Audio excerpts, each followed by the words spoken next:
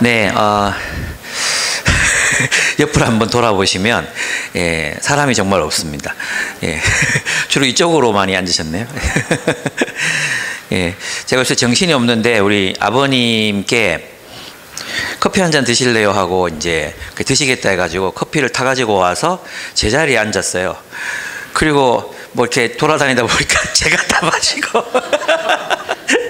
갖다 드리지는 못하고 요즘에 정신이 걱정이 됩니다. 기도를 많이 해주시기 바랍니다. 이런 것뿐만 아니라 요즘에 제가 좀 많이 생각하는 것은 이렇게 사랑하는 일에 이렇게 젬병일까? 그냥 내 방식대로 내가 늘 하던 대로 달라지는 것 없이 정말 창조적이지 않은 사랑의 방식을 가지고 습관대로 그냥 살고 있는 내 모습을 많이 보게 되는 것 같아요.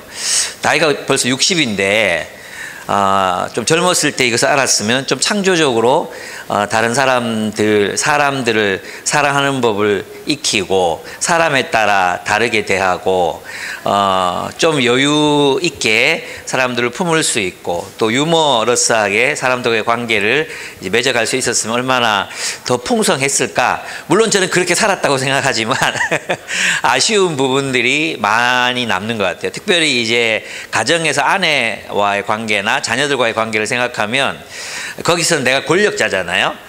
또 본성이 나오잖아요. 그러다 보니까 내가 참 어리석은 사랑을 했구나 뭐 이런 생각들을 좀 많이 하게 됩니다.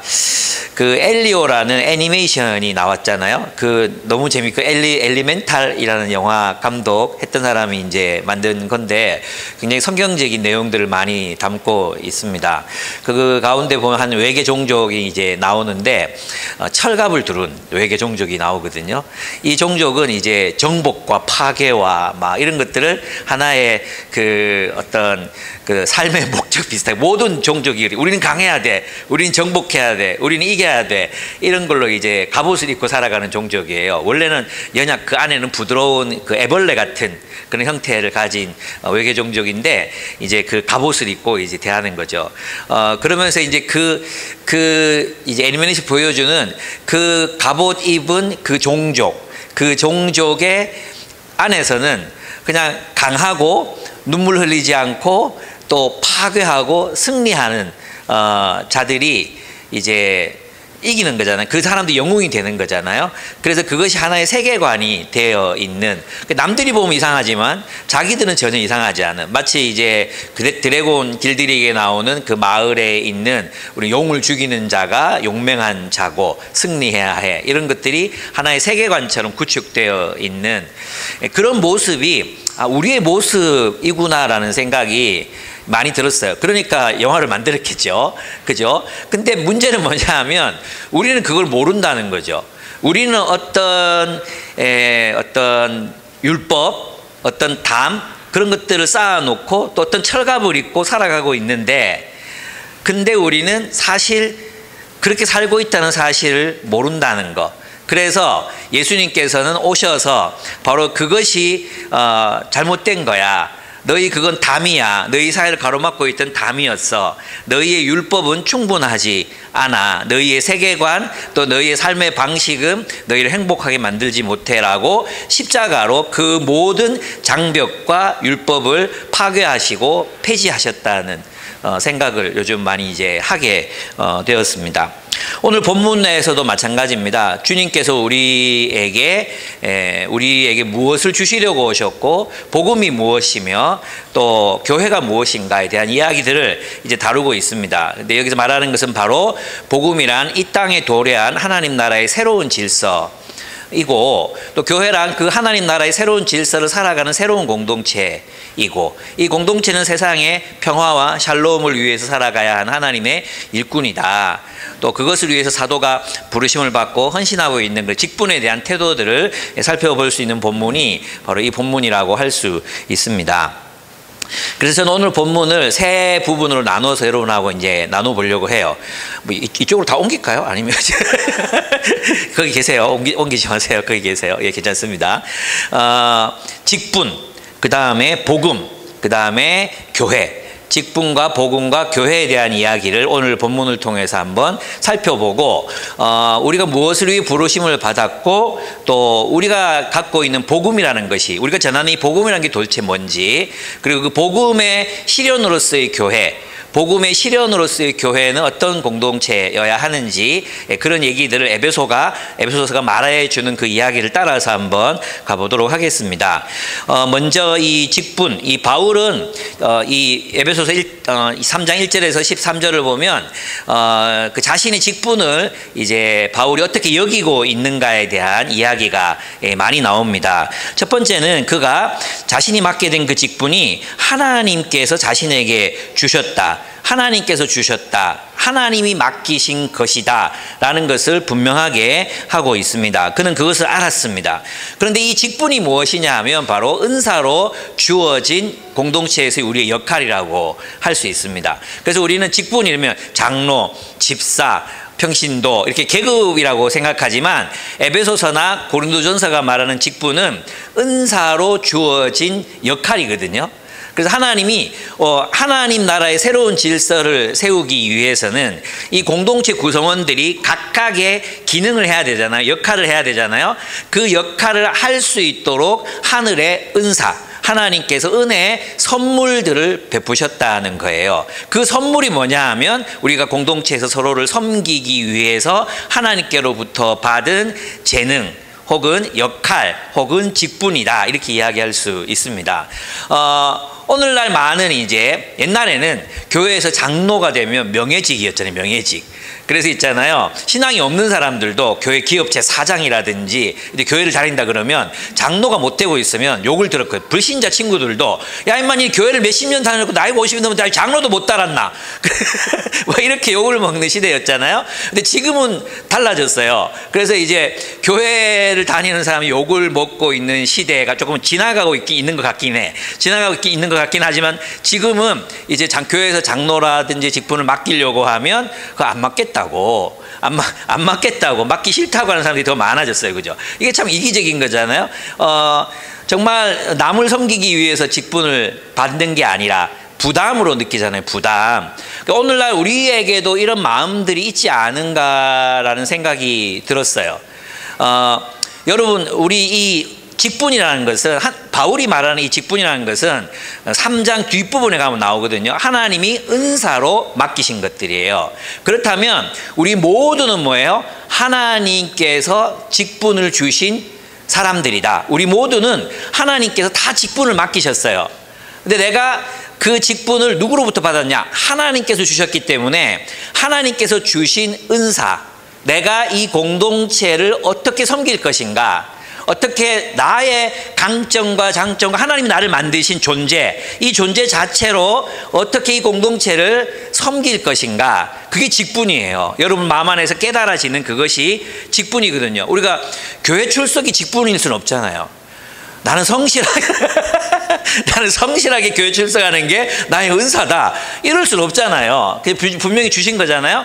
그런데 제가 이제 선교단체를 할 때는 모든 사람들이 다 리더가 될 수 있다고 생각했는데 교회를 해보니까 다 그렇진 않더라고요. 어떤 사람들은 가르치는 은사가 있는 사람들이 분명히 있고 어떤 사람들은 섬김의 은사가 있어요. 저는 있잖아요. 우리 딸내미가 김유복 목사님의 DNA를 받았잖아요.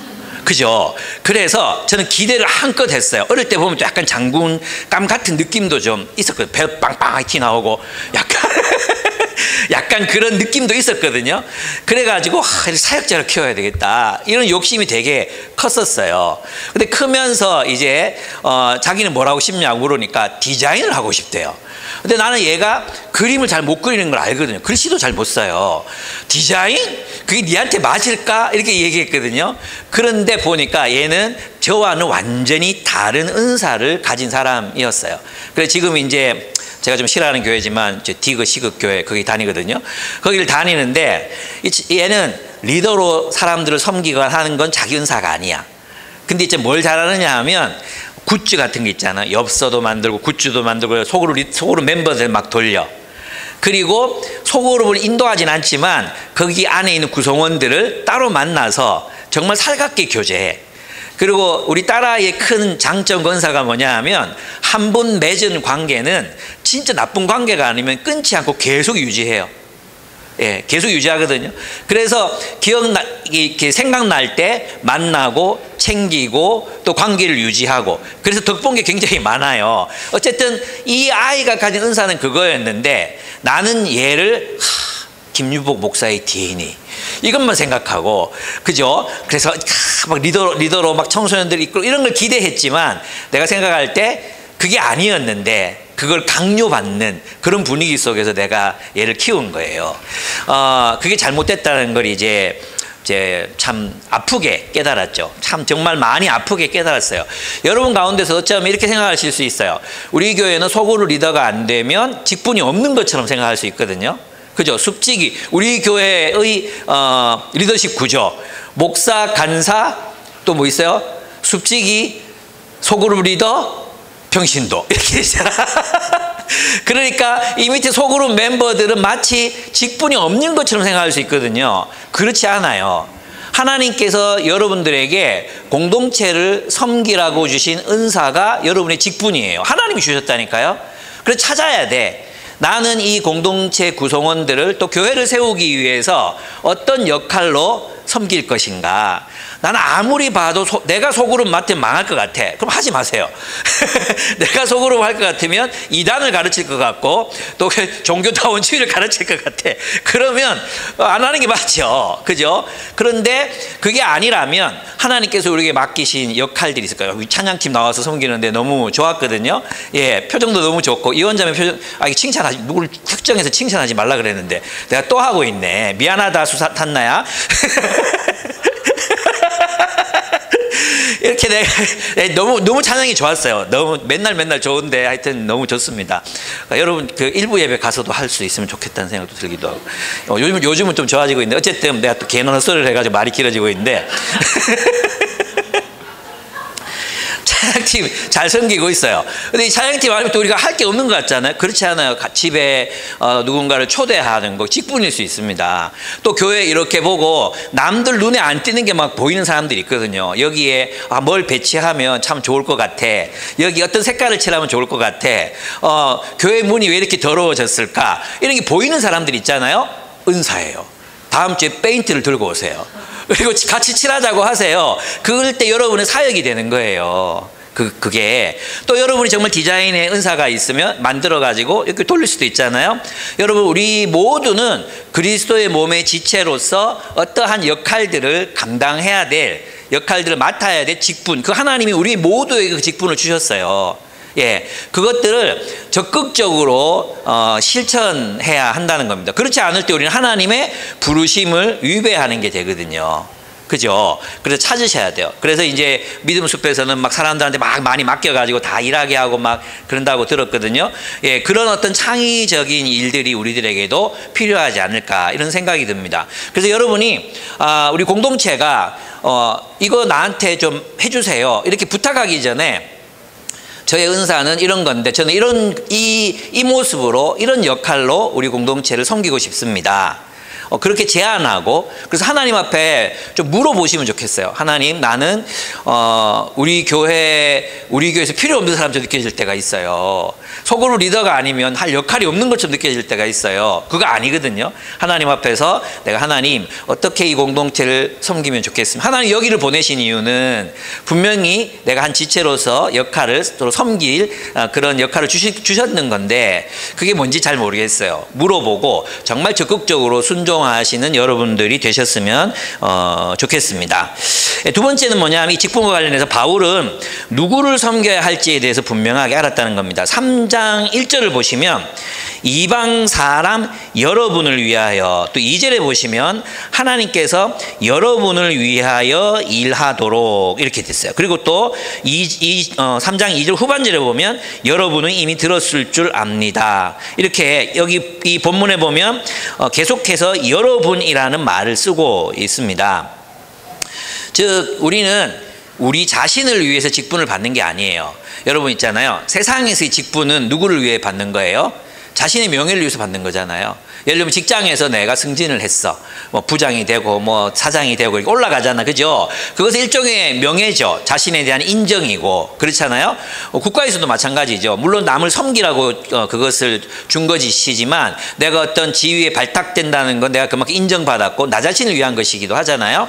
그런데 성경은 뭐라고 말하느냐 하면 우리가 리더로 섬기는 거, 또 우리가 누군가를 섬기는 일로 부르심 받은 거, 이런 것들이 자기 개발을 위한 게 아니란 거예요.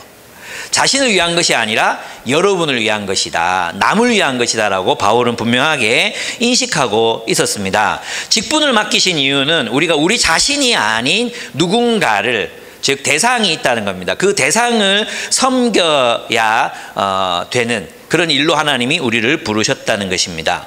여러분, 어머니도 직분일까요, 아닐까요?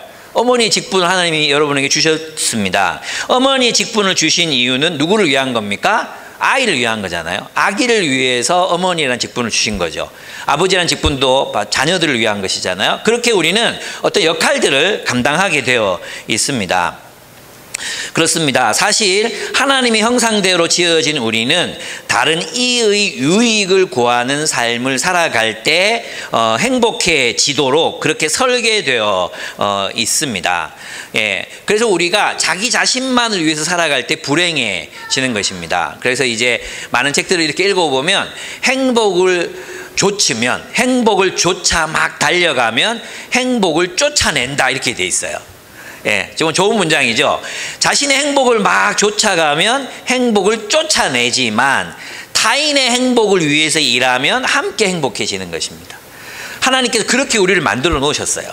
근데 우리는 이게 이제 안 믿어지잖아. 우리의 상상력이 부족하니까 자기를 위해서 살아야 행복해진다고 생각하거든요.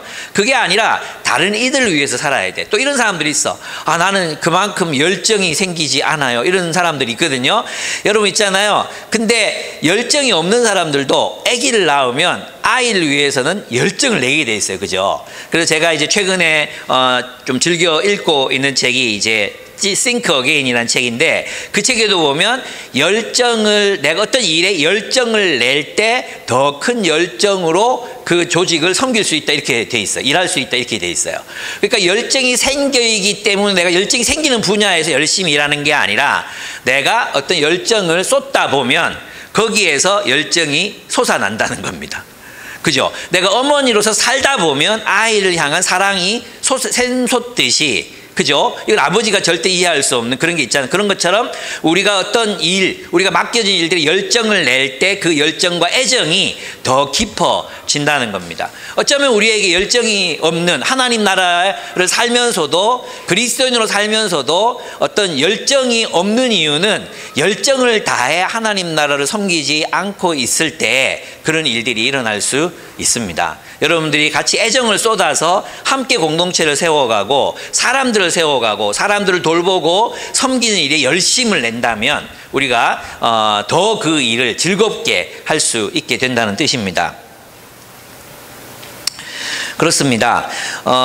그래서 우리가 나 자신을 위해서가 아니라 예수 그리스도께서 그렇게 사신 것처럼 여러분을 위하여, 서로를 위하여 우리가 우리의 삶을 드리기 위해 하나님이 우리에게 직분을 주셨다. 나를 위한 게 아니다. 내가 목사가 된 것도 내가 명예로워지고 내가 잘 살고 내가 어떤 보상을 받기 위해서 된 것이 아니라 여러분을 위하여 내가 부르심을 받았다. 이 마음을 먹으면 나한테 뭐가 돌아오고 안 돌아오고 그게 중요한 게 아니게 됩니다. 여러분을 사랑하면 되기 때문입니다. 그리고 바울은 그 직분을 주신 이유를 분명하게 알았죠. 그 이유가 뭡니까? 하나님의 비밀을 이제 이방인들에게 계시하는 건데, 그 비밀이란 다름이 아닌 이방인들도 하나님 나라의 백성이 될 수 있다. 하나님 나라가 이제는 유대인들에게만 속한 것이 아니라 온 세상 사람들을 위해서 열리게 되었다. 그것이 비밀이라고 표현했어요. 성경에서 비밀이라는 단어가 이제 그 미스테리, 영어로 보면 미스테리라고 되어 있고, 미스테리. 이 미스테리를 번역할 수 있는 단어가 비밀밖에 없어요. 근데 신비라고 할 수 있는 이 신비는 드러난 거예요. 이 비밀이라고 번역된 이 단어는 원래는 이제 때가 되어 나타난 하나님의 계시, 그것을 비밀이라고 해요. 예. 그래서 이 비밀은 숨겨져 있는 게 아니에요. 숨겨져 있는 게 아니라 드러난 거예요. 이제 그 비밀 성취된 예언이 예언으로 존재했을 때는 어떻게 했어요? 비밀이었잖아요. 근데 그 예언이 성취되어 드러났죠. 그걸 비밀이라고 이제 번역을 한 것입니다. 그 적절한 단어가 좀 없는 게 사실이에요. 그래서 이것은 하나님의 뜻과 계획이 이제 밝히 드러났다 이런 표현인데, 그건 뭐냐 하면 이제 하나님의 나라가 온 세상 모든 민족을 다 포괄하는, 그들을 다 포함하는 그런 나라로 세워지고 있다. 그리고 온 세상을 구원하시려는 하나님의 계획이 성취되고 있다. 이런 의미라고 할 수 있습니다. 그래서 이 바울은 자신이 맡은 이 직분이 바로 하나님의 은혜다 이렇게 이야기하고 있어요. 이 지극히 작은 자에게 놀라운 비밀을 알리셔서 나를 이런 이방인의 사도로 삼았다. 이건 바울은 항상 은혜라고 생각했단 말이에요. 그래서 여러분, 이게 하나님이 우리에게 직분을 주신 그것은 하나님의 은혜입니다. 은혜의 선물이다. 나같이 이기적인 것이, 나같이 보잘것없는 것이 하나님께서 나를 귀하게 여기셔서 마땅하다고 여기셔서 나는 여러분을 섬기는 자리에 저를 두셨잖아요. 이게 얼마나 놀라운 은혜입니까? 그래서 우리의 마음이 그리스도 앞에 있을 때, 그리스도의 사랑에 젖어 있고 그리스도와 교제를 나눌 때는 정말 우리가 누군가를 위해 헌신하고 시간을 내는 게 하나도 아깝지 않거든요. 와, 내가 이렇게 귀한 일을 섬기게 되었다니. 근데 이제 우리의 믿음이 떨어지고 신앙이 떨어지고 하나님과의 교제가 소원해지잖아요. 그럼 이 일들이 다 부담으로 느껴지는 거예요. 예. 그 교회 직분만이 아니라 살아가는 삶 자체가 무거운 거예요. 살아가는 삶 자체가 막 무거워지고, 엄마로 사는 것 자체, 직장인으로 사는 그 자체, 이게 왜 그런가? 결국은 이게 하나님의 은혜, 내가 하나님의 은혜로 살고 있다는 이 사실을 까먹기 때문에, 망각하기 때문이거든요. 그래서 우리가 싱크 어게인 하는 시간이 필요해요. 내가 지금 어디에 있나? 내가 지금 어디에 있나? 내가 있을 자리에 있나? 내가 있어야 할 자리에 있는가? 이걸 확인하는 게 필요해요. 관계도 마찬가지예요. 시간이 오래 지나간다고 해서 친해지는 게 아니거든요. 그래서 부부 관계도 어느 순간 딱 서서 우리가 지금 어디 와 있지? 우리 하나님의 뜻대로 우리가 사는 거 맞아? 제대로 된 부부라면 이렇게 사는 거 맞아라고 질문해야 되거든요. 그렇지 않으면, 싱크 어게인 하지 않으면 계속 흘러가다 보면 관계도 화석화되고 관계도 부패하고 관계도 멀어질 수 있거든요. 그래서 저는 여러분들의 마음이 이 소명에 대한 인식, 하나님 나라에 대한 인식이 여러분 마음속에 어떤 열정으로 자리매김하고 있는지, 이것을 나는 은혜라고 느끼는지. 저는 이제 감사하게도 있잖아요. 제가 사역자로 부르심 받은 게 22살 때였고 23살 때부터 헌신해서 살았잖아요. 진짜 감사하게도 그동안 한 번도 내가 이 일을 하는 게 부담으로 느껴진 적이 없었던 것 같아요. 진짜 나는 그게 너무 감사해요. 언제나 이게 은혜였던 것 같아요. 와, 나 같은 사람이 이렇게 귀한 공동체, 귀한 사역을 섬긴다고? 이렇게 섬기는데 돈도 준다고? 이게 얼마나 감동적인 일인지 몰랐어요. 지금도 그렇거든요. 지금 여러분 앞에서 이렇게 설교하는 이것도, 또 청소년 아이들과 함께 지낼 때도 그게 그렇게 행복할 수가 없어요. 은혜라고 느껴지는 거죠. 은혜. 아, 이게 참 은혜다. 어떻게 이렇게 귀한 일을 어쩌다가 내가 정말 나는 아무 자격도 없고 많은 훈련을 받은 것도 아닌데 하나님이 나를 어쩌다가 이 길로 부르셨을까? 그래서 너무너무 감사하죠. 그래서 저는 우리가 이런 관점의 변화가 필요한 것 같아요. 우리가 주를 위해서 산다는 것, 주님이 나를 신뢰하셔서 우리에게 직분을 맡기셨어. 얼마나 소중한 일인지 모릅니다. 얼마나 귀한 일인지 모릅니다. 그래서 우리에게 새로운 해석의 틀이 필요한 거죠. 새로운 해석의 틀. 그죠? 우리는 이것을 굉장히 부담스럽게 여길 수도 있고, 또 어떨 때는 기쁨으로 여길 수도 있잖아요. 우리의 상태에 따라서. 그죠? 그래서 그걸 잘 바라볼 필요가 있어요. 이 말은 뭐냐 하면, 우리가 모두 우리의 하나님 나라 안에서 사역에 열심히 일을 할 때, 쉴 때, 우리 안식도 분명히 필요하다고 했잖아요. 하나님 나라 안에서 내가 살고 있는가? 아니면 내가 하나님 나라 바깥에서 지금 생각하고 하나님 나라의 삶을 바라보고 있는가? 이건 구별해야 된다는 거예요. 많은 사람들이 하나님 나라 안에 있으면서 그래 저도 그럴 때 있잖아요. 저도 20몇 년 일하고 나서 석 달 쉬었잖아요. 그때 하나님 위해서 좀 쉬어야 되겠다. 우리 가족을 위해서도 쉬어야 되겠다. 그리고 나는 선한 동기로 쉬었어요. 죄책감 없이 쉬었어요. 그래서 2달 동안 동남아시아를 막 태국 찍고 말레이시아 찍고 싱가포르 찍고 2달 동안 1200만 원 쓰고 놀았는데 와 너무 행복했어요. 와 매일매일 이렇게 노는 게 너무 행복하다. 근데 이제 한 달 딱 노니까 애들은 더 있자 그러는데 지겨워지더라고요. 여행이 일상이 돼. 오늘 또 뭐 먹지, 오늘 뭐하고 놀지, 미끄럼틀 타고 뭐 맨날 그렇게 노니까 애들 위주로 가잖아요. 그럼 뭐 그렇게 노는 것도 이게 또 일상이겠구나, 선교사들이 이렇게 살겠구나 이런 생각이 들더라고요. 그래서 저는 그때 생각한 게 뭐냐, 우리의 모든 일상 자체가 여행이고 축복이라는 걸 그때 깨달았거든요. 그렇습니다. 그러니까 우리의 모든 삶이 하나님 나라 안에서 내가 나의 어떤 인생을 설계하고 계획하고 때로는 매진하고 때로는 쉬기도 하고 때로는 후원하기도 하고 이런 인생의 이런 그 있잖아요. 근데 문제는 뭐냐 하면 여기 밖에서 자꾸 자기를 본다는 거죠. 사람들이 나중에 지치잖아요. 그럼 내가 하나님 나라 안에서 쉬면 된다고, 쉬면 돼. 근데 이 바깥에 나오는 거야. 바깥에 이렇게 살았던 거. 최근에 이제 제가 그런 얘기를 들었는데 어느 순간 열심히 살다가 내가 뭐 하고 있지? 내가 너무 열심히 헌신했다 이러고 이 바깥으로 뛰쳐나가 버리면 그건 타락이라고 하는 거예요. 그건 타락. 이해되십니까? 그래서 저는 우리가 이 안에 있는 사람들, 이 안에서 고민하는 사람들과 이 바깥으로 나가는 사람들을 잘 분별할 필요가 있습니다. 그래서 보면 이렇게 쉰다고 해서 다 밖으로 튀어나가는 사람이 아니거든요. 근데 그걸 잘 보고 우리가 적절하게 그걸 또 배치하고 이럴 필요가 우리들에게 있는 거죠. 근데 여러분의 마음이 이렇게 느껴질 때가 있단 말이에요. 우리가 보면 계속해서 좋은 상태를 유지하는 게 아니잖아요. 그죠? 그럴 때는 내가 하나님 나라 안에서 어떤 휴식이 필요하구나. 그럼 그렇다면 죄책감 없이 쉬세요. 괜찮아요. 그리고 또 하나님이 여러분의 양심을 일깨워서 내가 이제는 리더를 해야 될 땐가 보다. 목사님이 설교하는데 자꾸 나를 쳐다보네. 이런 느낌이 들 때가 있단 말이에요. 그럴 때는 또 생각을 해봐야 돼. 하나님께서 지금은 또 하나님 나에게 헌신을 요구하시나? 그죠? 그래서 하나님 안에 내가 있는가 아닌가, 그거에 따라서 우리의 삶이 달라질 수 있다. 그래서 형태만 보고는 몰라. 무슨 말인지 알겠죠? 그래서 내가 자주 얘기하는 게 뭐예요?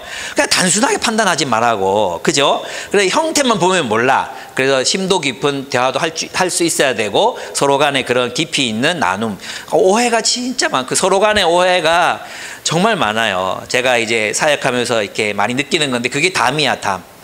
서로 간에 오해가 많은데 용기가 없어서 풀지 못하고 이야기하지 못하고 쌓여서 담이 된, 이게 얼마나 많은지 몰라. 알고 보면 다 이해되는 건데, 서로 충분히 끌어안고 이해한다고 말해줄 수 있는 그런 것들인데, 우리는 우리 안에 있는 두려움이라는 담. 어제도 누군가가 이제 모임을 하는데 그런 얘기를 하더라고요. 누군가한테 상처를 받았는데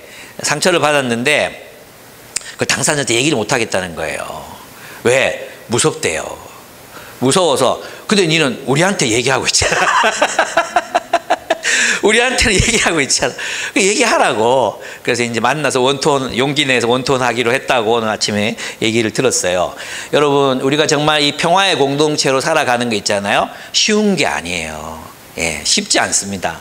그러나 그걸 해야 합니다. 우리의 두려움을 극복하고, 우리의 어려움을 극복하고, 또 혹시 뭐 더 나빠지는 거 아니야 이런 생각이 들지 모르지만, 우리는 우리 안에 있는 사정들을 충분히 말할 수 있어야 되고, 들어줘야 되고, 또 들으면서 이해하려는 애씀이 우리들에게 필요합니다. 그게 바로 막힌 담을 허무는 것이라고 저는 생각합니다. 그래서 여러분이 직분을 하나님의 은혜로 여기면서 살았으면 좋겠습니다. 두 번째, 복음입니다. 복음이란 그리스도 안에서 복음이 이제 세 가지 측면을 오늘 에베소서는 우리들에게 보여주고 있습니다. 첫 번째 측면은 뭐냐 하면, 복음이란 그리스도 안에서 참된 평화의 공동체가 창조됐다. 그죠? 참된 평화의 공동체, 그리스도 안에 있는 참된 평화의 공동체가 창조되었다는 기쁜 소식입니다. 여러분, 이것이 얼마나 기쁜 소식입니까? 여러분, 정말 참 우리도 그렇게 될지 모르겠는데 저는 이제는 전쟁이 안 난다고 확신할 수가 없는 것 같아요. 정말 20세기 초반만 해도 지금 전쟁하는 나라는 미친 나라다 이렇게 생각했잖아요. 전쟁의 참화를 1, 2차 세계대전을 통해서 전쟁의 참화를 봤잖아요. 그래서 이거 이제 3차 대전이 일어나면 전부 다 죽는 건데 어떤 미친 대통령이 전쟁을 하겠냐. 근데 미친 대통령이 있었어요. 그죠? 푸틴도 있었고, 그죠? 또 지금 마찬가지잖아요. 지금도 네타냐후나 또 트럼프나 전쟁을 감행했잖아요. 이런 게 너무 막 슬퍼요. 어쩌면 북한에서 동조를 안 했기 때문에 망정이지, 어쩌면 이 한반도에도 북한이 오판했다면 전쟁이 일어났을지도 몰라요. 너무, 그러니까 이 화해라는 게 있잖아요. 이 화해, 평화, 이걸 이룬다는 게 얼마나 오랜 인류의 숙제였는가를 보여줍니다. 우리는 이념이 다르다고 수백만을 죽였고 죽임을 당했고, 그죠? 종교가 다르다고 또 전쟁하고 또 서로 싸우고, 계급이 다르다고 전쟁하고 싸우고, 화해가 없었어요. 노무현 대통령이 이제 조선시대 600년을 말하면서 눈치 보면서 살았다. 틀린 걸 틀리다고 말 못하고 악한 걸 악하다고 말 못하고 그저 살기 위해서 눈치 보면서 살아야 했던 600년의 역사를 이야기했거든요. 저는 그게 일견 맞다고 생각해요. 왜? 복음이 들어왔기 때문에, 복음이 있었기 때문에 이제 우리는 정의를 말하는 이런 민주적인 사회를 살아갈 수 있게 되었지만, 여전히 독재국가들을 보면 정의를 말하거나 할 수 없어요. 죽으니까.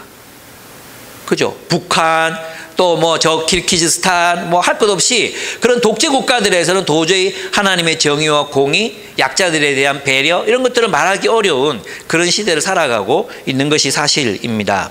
그런데 그리스도께서 오셨습니다.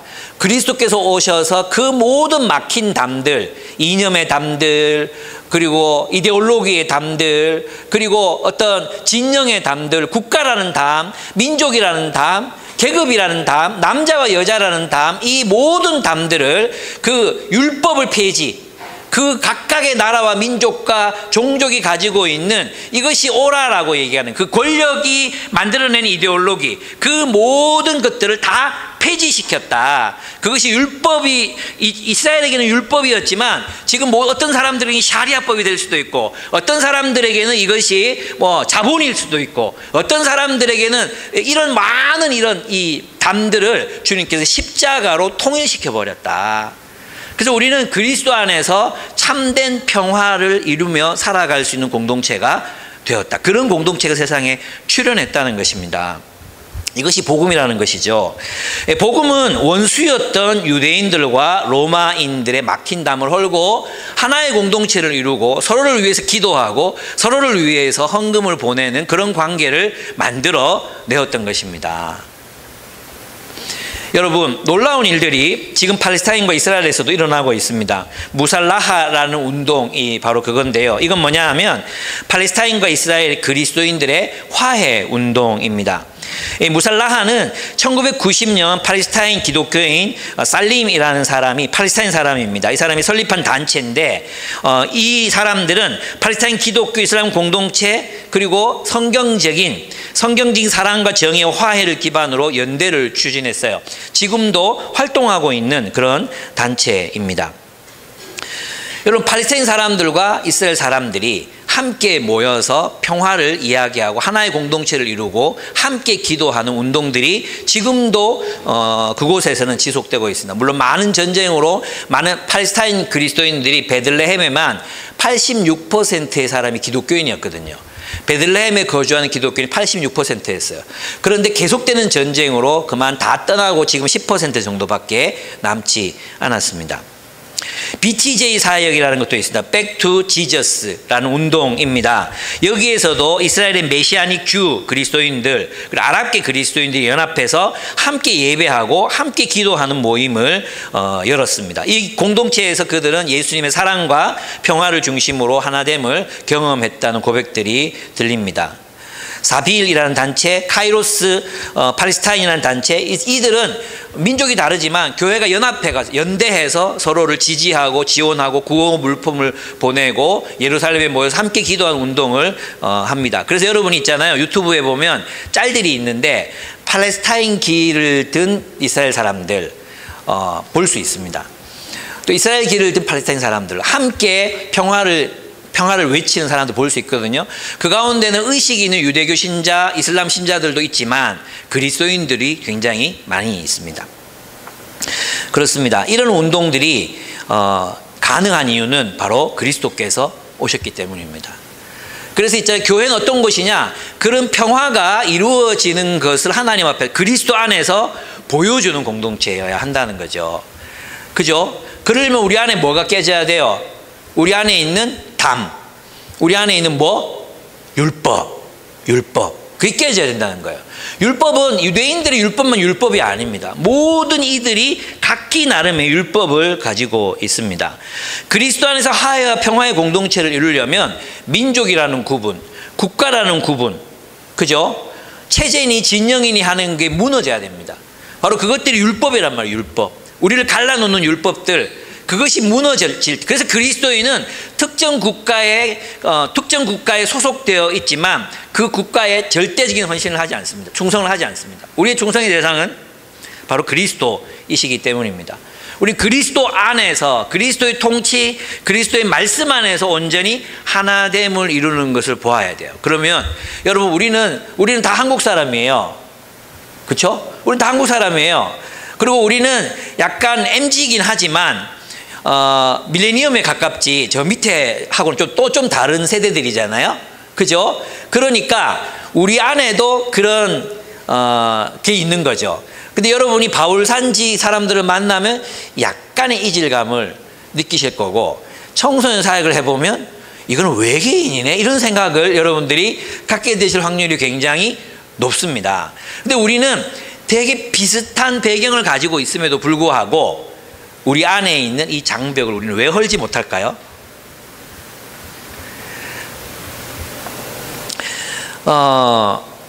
세대의 가치들이 있습니다. 세대. 오늘 저희 아버님하고도 어머님하고도 얘기 나누면 듣겠는데, 어른 세대가 가지고 있는 세대의 가치가 있습니다. 또 우리 젊은 세대가 가지고 있는 세대의 가치가 있습니다. 이것들을 내려놓고 그리스도 안에서 우리가 서로를 사랑하기 시작해야 장벽이 허물어진 하나의 공동체가 될 수 있잖아요. 그죠? 저는 그래서 이상적으로는 우리 교회에 이주민들이 많이 왔으면 좋겠어요. 이주민들이 많이 와서 함께 예배 드릴 수 있으면 좋겠어요. 그래, 찬양팀에 베트남 찬양팀이 나와서 막 찬양 인도도 하고, 필리핀 찬양팀이 나와서 찬양 인도도 하고 그랬으면 좋겠어요. 그럼 여러분들은 그게 해피할까요? 어떻게 생각하십니까? 만약에 우리가 그런 사람들이 교회 공간이 필요해, 그래서 교회 공간을 좀 빌려달라고 해, 같이 예배 드리자고 해, 그럼 여러분 기꺼이 그 공간을 내줄 수 있습니까? 어떻게 생각하십니까? 우리가 좀 불편해지고 그런 사람들을 품어서 함께 예배 드리자 할 때 여러분 어떻게 할 겁니까? 예? 우리 안에 막힌 담이 무엇입니까? 여러분, 유대인들과 로마인들이 한 공동체를 이루고 예배 드리는 것이 그들이 불편이 없었겠습니까? 주인과 노예가, 쌍놈과 양반이 함께 예배 드리는데 불편이 없었겠습니까? 주변의 평판은 어땠겠습니까? 여러분, 우리가 하나된 공동체를 이루어 간다는 것은 어쩌면 나를 내려놓는 것에서 시작합니다. 나를 내려놓는다는 것은 내 안에 있는 신념, 내 안에 있는 독특한 가치관, 내 안에 있는 나름의 율법들이 있어요. 율법들. 이래야만 돼, 저래야만 돼, 저런 식으로 살아야 돼, 저렇게 하면 안 돼, 이런 게 있어요. 그걸 내려놓지 않으면, 그걸 내려놓고 어디로 가야 돼요? 이게 없어지자는 게 아니라 누구에게로? 그리스도에게로. 그리스도께서는 어떻게 생각하시는가? 그리스도는 어떻게 말씀하시는가? 여러분이 예수라는 말과 그리스도라는 말은 약간 차이가 있습니다. 여러분 이걸 잘 아셔야 되는데, 예수라는 말은 2000년 전에 이 땅에서 오셔서 살아가셨던 예수, 우리는 그 시대의 예수님의 말씀과 행적만을 예수라고 우리는 생각하잖아요. 근데 이 예수가 누구냐면 그리스도란 말은 신구약 전체를 통틀어서 그리스도 하나님이 성육신하신 모습으로 오신 분이 바로 그리스도이시잖아요. 그러니까 이 그리스도라는 말은 예수라는 말보다 더 넓은 의미에서 우리가 이해할 필요가 있습니다. 왕으로서의 그리스도, 구약 성경에 나타나 있는 하나님의 성품이 드러나 있고 하나님의 율법이 가리키는 바가 다 포함되는 왕, 그 왕으로서의 예수 그리스도. 이것은 그 30년 동안 살다가 승천하신 예수님의 모습보다는 더 큰 어떤 의미를 담고 있는 거거든요. 그 그리스도 앞에서, 그리스도 안에서 우리가 어떻게 생각하고 분별하고 살아가야 될, 다시 생각해야 되는 거예요. 그러려면 뭐 해야 돼요? 여러분의 생각을 내려놔야 돼. 내가 틀렸다. 나는 틀릴 수 있는 존재다. 아니, 나는 항상 틀리는 존재다. 그래서 think again. 내가 이렇게 말하는 게 맞나? 내가 주장하는 게 옳은가? 내가 이렇게 사는 게 맞나? think again 해야 된다니까요. 그걸 안 하면서 우리 그리스도인이라고 그래. 그리스도가 우리에게 뭐라고 말씀하시는지, 뭐라고 우리를 판단하시는지 생각 안 해. 다시 생각해보지 않는다니까요. 정말 여러분 진지하게 들여다보면 우리의 근본, 본성, 그건 내려놓지 않고, 이 본성이 어디서 형성됐어요? 21세기 대한민국에는 세상 속에서 형성된 이 근본 본성, 이걸 우리가 내려놓지 않은 채로 우리는 우리 방식대로 사랑하고, 우리 방식대로 옳은 걸 말하고, 우리 방식대로 사람들을 판단한다는 거죠. 예수님은, 그리스도는 이걸 깨기 위해서 오셨다니까. 이걸 깨기 위해서. 그래서 여러분 있잖아요, 모든 인간관계에서 제로 베이스, 내가 틀릴 수 있다, 아니 나는 늘 틀린다, 이 생각들로 여러분의 생각을 계속해서 바꿔 나가셔야 됩니다. 나는 지금도 성장하는 중이다. 그래야지 모든 대화의 종결자가 되시면 안 돼요. 누가 이제 막 얘기하다가 누가 이렇게 말하면 더 이상 대화가 불가능한 지점이 딱 생기잖아요. 아, 더 이상 얘기해봤자 안 되겠구나. 요런 사람이 되면 안 된다는 거예요. 네. 그렇습니다. 그래서 있잖아요, 그리스도 안에서 우리가 화해와 평화의 공동체를 이루려면 민족이니 국가니 체제니 진영이니 하는 이 모든 담을 허물고 사랑할 수밖에 없습니다. 제가 청소년 사회를 하잖아요. 제가 문제가 뭐냐면 얘들은 서로 결혼 못할 것 같아요. 내가 걱정이 많이 돼요. 왜냐하면 남자애들의 생각하고 여자애들의 생각이 완전히 달라요. 여자애들의 생각은 약간 페미니즘 쪽에 가까워요. 남자애들의 생각은 1배예요. 거의 1배. 그러니까 이게 누가 이렇게 만들어놨어요? 저는 정치가들에게 책임이 있다고 생각하거든요. 그것들이 그대로 세대의 가치가 돼서 계속해서 올라가고 있는 중이잖아. 20대들의 생각이 그렇잖아요. 이걸 깨야 된다니까요.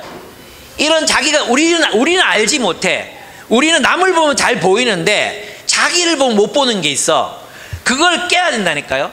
그걸 예수 그리스도의 말씀 앞에서 다시 생각하고 나의 가치관을 새롭게 하고 내 본성적인 반응을 다시 재조정하는 이런 이런 작업들을 해야 우리가 그리스도를 닮아가는 평화의 공동체를 이룰 수 있습니다. 두 번째, 복음이란 그리스도로 말미암는 헤아릴 수 없는 부요함을 누리게 된다는 기쁜 소식입니다. 그죠? 오늘 본문에 보면 그리스도로 말미암는 부요함이라고 얘기했잖아요. 그것을 너희들에게 주시겠다 말씀하셨어요. 그죠? 어디 갔죠? 네, 8절입니다. 8절. 하나님께서 모든 성도 가운데서 지극히 작은 자보다 더 작은 나에게 이 은혜를 주셔서 그리스도의 헤아릴 수 없는 부요함을 이방 사람들에게 전하게 하시고 이랬어요. 그러면 이 그리스도의 부요함이라는 게 도대체 뭘까요? 그렇죠. 그리스도의 통치죠. 그리스도의 통치. 그리스도의 다스림. 이 그리스도의 다스림이라는 말 안에는 많은 것들이 포함되어 있습니다. 그것은 그리스도의 통치요, 그리스도의 진리요, 그리스도께서 세우신 이 공동체인 교회이며 그리스도의 계명이요, 그리스도와의 사귐이요, 또 바로 그리스도 안에서의 사는 삶이라고 말할 수 있습니다. 그렇죠?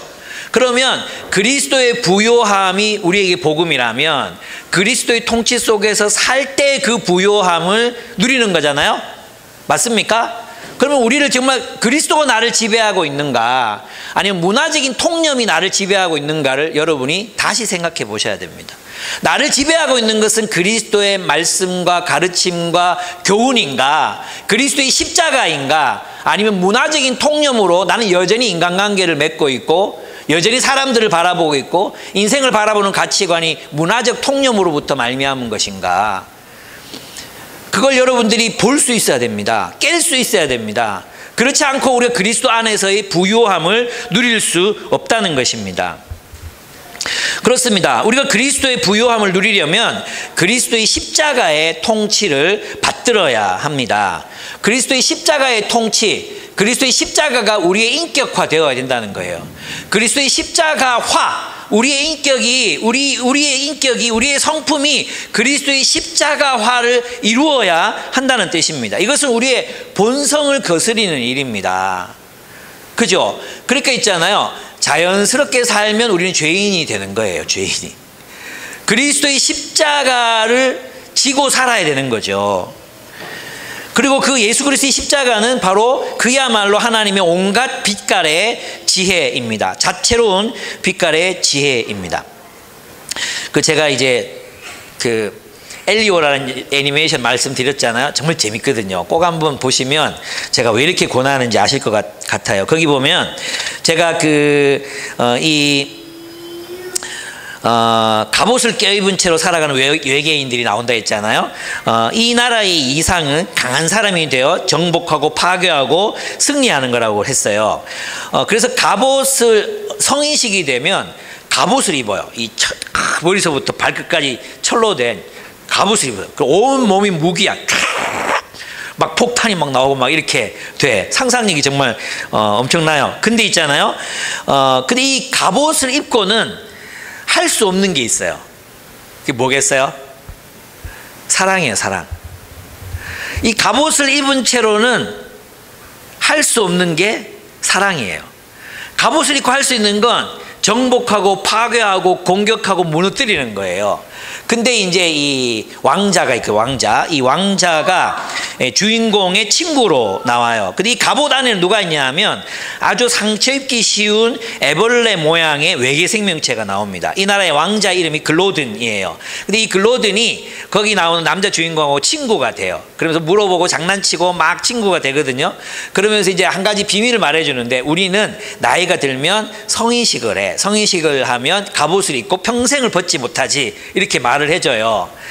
그러면 이제 얘도 꿈이 나도 그래서 강력한 왕이 될 거야 막 이렇게 얘기하는데, 실제로는 수다 떨고 말하기 좋아하고 그래. 그래서 이제 그 갑옷, 이제 이 아버지 그리골란가 하여튼 그 이름이 외우기가 어려워요. 여기 보면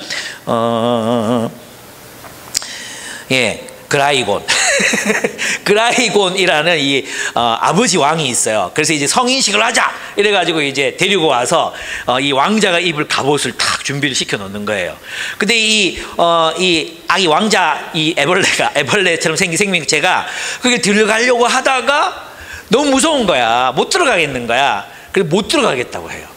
못 들어가겠다고. 나는 성인식을 영원히 하지 않겠다고 얘기해. 그러면서 아버지에게 뭐라고 얘기하느냐 하면, 나는 당신이 원하는 전사가 아니에요.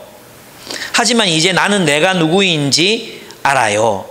그렇게 말하면서 그는 다른 생명체들을 죽이고 정복하고 파괴하는 것이 싫다고 말하거든요. 그랬더니 이제 다들 관객들 모두가 뭘 기대하고 있는지, 이 아버지 왕이 화가 났을 것이다. 그리고 저 애벌레를 발로 차든지 아니면 죽이든지 강제로 갑옷 속으로 밀어 넣을 것이다 상상하잖아요. 그런데 놀라운 장면이 펼쳐지는데, 아버지 그라이곤이 자기의 갑옷을 찢어요. 이러면서 찢어. 그러니까 그 새끼를 닮은 귀여운 애벌레가 톡 튀어나와. 그리고는 이 아들이 이제 추위로 죽어가고 있었거든요. 그 아이를 감싸가지고 막 이렇게 거미줄 같은 걸로 막 감아가지고 꼭 안아줘요. 꼭 안아주면서 했던 말이 뭐였냐 하면, 제가 다 스포일러 다 하고 있는데, 뭐랬냐 하면, 난 너를 완전히 이해할 수 없지만 나는 너를 사랑한단다 라고 말해요. 저는 그 장면이 너무너무 좋았어요. 여러분, 우리가 갑옷을 입은 채로는 서로를 사랑할 수 없어요. 이 갑옷이 뭡니까? 내 안에 있는 속살을 감추기 위한 방어기지잖아요. 내 안에 있는 연약한 속살을 감추기 위한, 상처받기 쉬운 나의 속살을 감추기 위한 방어기제, 그것을 우리는 공격적인 갑옷을 만들어 놓잖아요. 근데 이 갑옷을 벗지 않고는 우리가 서로를 사랑할 수 없어요. 이 갑옷이 뭡니까? 율법이요, 담이라는 겁니다. 이걸 내려놔야 됩니다. 이걸 우리가 남을 평가하고 판단하고, 약한 놈들은 다 죽어야 돼, 우리는 강해야 돼, 공격과 파괴와 정복이 전부야 라고 말하는, 그렇게 이야기하는, 어쩌면 우리 안에는 이 종류와는 다르지만 내 안에 내가 만들어 놓은 그 갑옷, 나를 보호하기 위해서 만들어 놓은 그 갑옷, 그걸 내려놓고 우리의 속살로 서로를 만나야 돼요.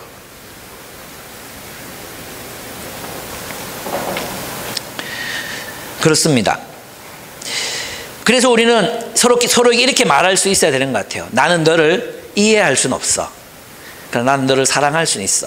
제가 요즘 인생을 살면서 느끼는 최근의 깨달음 한 가지는, 사람을 완전히 알 수 없다는 겁니다. 그 생각을 해봤어요. 나도 나를 모르겠더라고요. 여러분, 자기 자신을 잘 아는 사람 있습니까? 없을걸요? 자기도 자기를 잘 몰라요. 내가 왜 그때 그렇게 하는지, 내가 왜 이런 것에 끌리는지, 내가 왜 이럴 때 이상하게 화가 나는지, 왜 이럴 때 방어적이 되는지 모르잖아요. 그리고 한편으로 좋은 면도 있어요. 막 글을 쓰다 보면 저는 그런 거 느낄 때가 있거든요. 이 글을 지금 내가 쓰고 있다고? 와, 너 대단해, 너 대단한 사람이야, 이런 느낌 받을 때도 있잖아요. 나도 나를 잘 모른다니까요. 근데 우리가 남을 어떻게 알겠어요? 그래서 우리가 남들로부터 완벽하게 이해받으려고 하는 것은 욕심이죠. 나도 나를 이해 못 해주는데 남이 나를 어떻게 이해하겠어요? 그러니까 우리는 어떤 공동체입니까? 서로 이해하지 못하고 이해받지 못한 채 사랑하는 공동체가 교회야. 남들이 나를 다 이해해 주지 못해도 사랑을 할 수 있잖아. 내가 저 사람이 이해가 안 돼도 사랑을 할 수 있잖아. 근데 우리는 계속 끊임없이 뭘 말해? 날 이해해줘, 날 알아줘. 날 이해해주지 못하는 이 공동체는 사랑이 없는 공동체야. 지도 지를 다 이해 못하면서. 안 그렇습니까?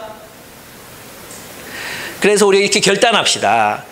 내가 너를 다 알 수 없어도, 내가 네가 하는 행동과 말들과 이런 게 정말 이해가 안 돼도 나는 너를 사랑할 수 있어. 난 너를 사랑할 거야. 저도 그렇거든요. 저도 이해 안 되는 게 너무 많아요. 왜 나한테 이해 안 되는 게 너무 많아요. 근데 사랑할 수 있잖아. 저는 30년 넘게 아내랑 살았지만 아내가 이해가 안 될 때가 더 많아요. 우리 자식들을 우리가 낳고 키웠지만 아직도 나는 내 애들을 모르겠어요. 근데 뭐 해요? 사랑을 한단 말이에요. 사랑할 수 있어. 그리고 나의 갑옷을 벗고 안아주죠. 그것이 하나님께서 우리 공동체에 원하시는 것 같아요. 여러분 있잖아요. 우리도 보면 이 사랑에는 있잖아, 이 십자가의 사랑은 하나님의 모든 지혜의 부요함이라 그랬잖아요. 하나님 모든 갖가지 지혜라 그래요. 이 갖가지 지혜를 헬라어로 번역하면 다쳇, 갖가지 색 빛깔의 지혜, 이렇게 돼 있어요. 갖가지 빛깔의 지혜. 왜냐하면 지혜는 빛이잖아. 빛인데 그것을 색깔로 표현한 거예요. 하나님의 지혜는 굉장히 다채로워요. 근데 우리는 내가 생각하는 방식대로의 사랑만 생각하는 거죠. 주로 있잖아요. 요즘에 또 이렇게 딸이 상담하면서 느끼는 건데 이런 거예요. T들은 애들 이제 있잖아요. 애들 이렇게 가르치다 보면 헛짓을 하는 애가 꼭 있거든요. 꼭 걔가 헛짓을 하거든요. 집중 안 하고 자꾸 딴짓을 해. 막 딴짓을 하고 있으면 그냥 넘어가면 되잖아. 근데 앞에서 야 그러지 마 이런 애가 또 꼭 있어. 얘는 얘 방식대로 얘를 사랑하는 거지. 얘 방식대로. 그리고 그러면은 또 야 그러지 마 이렇게 말하는 애한테 야 너 좀 가만히 있어 이렇게 하는 놈이 또 있어. 그래 보면 그걸 놔두면 있잖아요. 서로 막 싸우고 있는 거야 그걸로. 우리도 보면 사랑은 이런 방식으로 하는 거야. 왜 내가 너를 사랑하는, 나는 이런 방식으로 너를 사랑하는데, 나는 너를 사랑하기 때문에 이렇게 지적하는데 너는 왜 이걸 안 받아들여? 받아들이는 사람은 그건 나를 사랑하는 방법이 아니야. 그건 나를 모욕 주는 거야. 나를 이해해줘, 용납해줘. 그래서 우리는 진리와 은혜 사이에서 계속 갈등하는 거죠. 난 널 사랑하기 때문에 말하는 거야. 우리 아내가 나를 사랑하는 방식, 날 좀 내버려둬. 내가 사랑받고 싶은 방식, 이게 늘 충돌하는 거예요. 늘 충돌하는 거예요. 이것조차도 내려놓고 여러분을 위하여 각자를 내가 가르쳤다. 골로새서에 가면 똑같은 구절에서 내가 각자 여러분을 가르쳤다 이렇게 돼 있거든요. 우리가 그래서 각 사람을 권하고 각 사람에게 맞는, 각 사람에게 필요한 방법대로, 그걸 하려면 뭐 해야 돼요? 각가지 자체로운 지혜를 알아야 돼. 근데 우리의 사랑의 방식은 너무 천편일률적이고 고착돼 있고 습관적이고 한 가지야. 게을러 터졌어. 상상력이 부족해. 그걸 이제 내가 이제 깨닫는다니까. 저는 여러분들이 지금 그걸 깨달았으면 좋겠어요. 그래서 하나님의 놀랍고도 다채로운 지혜 속에서 사람들을 사랑하게 될 때, 우리의 모든 율법, 진영 논리, 내가 가지고 있는 지식, 내가 가지고 있는 편견, 이 모든 걸 다 제로 베이스, 그걸 다 무너뜨리고 다시 그리스도 안에서 하나님의 다채로운 지혜를 배우는 거예요. 그 다채로운 지혜를 각자의 방식대로 사랑하는 거죠. 그래서 있잖아요. 저는 우리 공동체 어떤 때는, 왜 우리는 보통 F들은 F 필러들 손 들고 F들, 나는 F다. F들, 예, F들이 많구나. 예. 근데 F들은 되게 사람의 감정과 관계를 중요하게 생각하잖아요. 그렇죠? 근데 이 F들의 존중하는 감정은 뭐냐 하면 자기 감정이거든요. 맞지? 김병현아, 맞다 안 카나? 자기 감정이에요, 자기 감정. 그래서 자기 감정이 불편하면 다 힘들어져. 그죠? T들은 뭐냐 하면 좀 자중해야 되는데, 그죠? 나 같은 사람도 그래. 자중해야 되는데 꼭 그 F들이 용납받고 싶은 부분, 이해받고 싶은 부분에서 니 이랬잖아, 니 맞지? 계속 파고드니까 도망가고 싶잖아. 그죠? 그래서 우리가 이제는 이랬으면 좋겠어. T들의 사랑 방식도 좀, 그게 사랑이다 이렇게 좀 배우고, 또 F들을 사랑하는 방식을 또 우리가 좀 배우고, 그죠? 그래서 내가 저 감정적인 사람, 관계 중심의 사람을 내가 어떻게 사랑할까? 다른 방식의 접근이 필요하잖아. 똑같은 방식으로 사랑하다가 관계 끊어지고 했단 말이에요. 그럼 우리도, 나 같은 T도, 이 T발놈들도 좀 다른 방식으로 사랑해야 되는데 게을러 터졌어. 맨날 하던 방식대로 하는 거야. 맨날 하던 방식대로. 그죠? 그러니까 이제 하나님의 놀라운 그 갖가지 지혜를 좀 배우자. 게으르지 말고 상상력을 발휘하고, 좀 어떻게 하면 좀 다른 방법으로, 좀 이게 약도 그렇잖아요. 약도 처방하는데 항암제 이거 써보고 안 맞으면 어떻게 해요? 다른 거 쓰잖아. 다른 거 쓰고 안 되면 또 다른 거 쓰잖아. 맨날 그 완고한 의사, 항암에는 이게 최고입니다. 사람 죽게 만든다니까, 살인한다니까. 다르게 쓰잖아요. 다르게. 우리도 그런 방법들로 사랑을 해야 된다는 거예요. 무슨 말인지 아시겠죠? 이제 우리의 갑옷을 벗고 정말 그 아이, 나는 전사가 되기 싫어요, 나는 파괴자가 되기 싫어요, 나는 정복자가 되지 않을 거예요 라고 말하고 있는, 내가 생각할 때는 그건 아니지. 우리 문명에서 그렇게 살면 안 되지. 우린 전사가 돼 우리 별을 지키지. 이 모든 신화, 이 모든 우리 각각류의 껍데기, 이것들을 벗어놓고 그 아들을 위해서 자기 갑옷을 내려놓는 것처럼 우리도 그렇게 사랑하는 법을 배워야 된다. 그게 십자가다. 십자가를 지는 건 결코 쉬운 일도 아니고 자연스러운 일도 아니고 저절로 되는 일도 아니다. 훈련해야 된다. 그래서 우리가 그렇게 그리스도를 배워갔으면 좋겠습니다. 네, 오늘 사람도 적은데 설교는 되게 길게 준비해가지고, 어쨌든 다음에 교회 얘기를 하도록 하겠습니다. 오늘 여기까지 하고 마치도록 하겠습니다. 우리 같이 좀 기도했으면 좋겠습니다.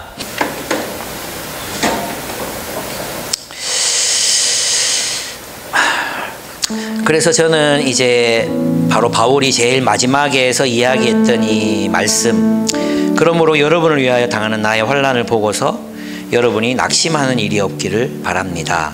내가 당하는 환난은 여러분에게는 영광이 됩니다. 했던 말씀을 우리가 기억하기를 바랍니다. 그렇죠. 이런 교회는 하나님이 원하시는 새로운 질서의 교회, 하나님이 이 땅에 진정한 평화와 화해를 위해서 세우신 교회, 이 교회는 누군가의 고난, 누군가의 환난을 통해서 세워진다는 겁니다. 여러분의 희생과 헌신과 고난이 이런 하나님의 나라를 세우는 헌신이 됩니다. 이것을 영광스럽게 여겼으면 좋겠습니다. 교회는 이 세상에 대안이요, 대안적인 공동체요, 또 축복이요, 은혜의 통로가 됩니다. 하나님이 새로운 피조물이며 새로운 작품입니다. 그래서 이 하나님이 새롭게 창조하신 이 세상에서는 다양성과 통일성이 있습니다. 창조사역의 핵심에는 다양한 민족과 사람들, 남자와 여자, 그리고 그들 모두 불러 모아 사랑의 공동체를 세우는 것입니다. 그 사랑의 공동체가 되려면 우리는 우리의 갑옷을 벗어야 합니다. 우리의 율법을 내려놓아야 합니다. 우리 사이에 가로막힌 담을 헐고 완전히 새로운 상태에서 그리스도의 지혜를 배워야 합니다. 학습이 필요하고 상상력이 필요하고 고된 훈련이 필요합니다. 그래서 우리가 진정으로 서로를 사랑하게 되었으면 좋겠습니다. 막힌 담을 허물고 서로를 사랑하는 그런 공동체를 우리가 함께 세워갔으면 좋겠습니다. 우리가 함께 주님 앞에 기도드렸으면 좋겠습니다. 기도하겠습니다.